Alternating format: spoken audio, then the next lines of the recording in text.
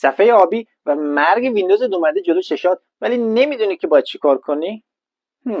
نگران نباش، من یه ترفند مخفی برات دارم که وقتی انجامش بدیم ویندوز خودش به طور اتوماتیک فایل هاشو ریپیر میکنه و مشکلت برطرف میشه. پس بریم برای آموزش. برای اجرای این دستور روی گزینه سرچ کلیک میکنیم، عبارت cmd رو تایپ میکنیم، روی run as administrator کلیک میکنیم، روی yes میزنیم و این دستور رو تایپ میکنیم.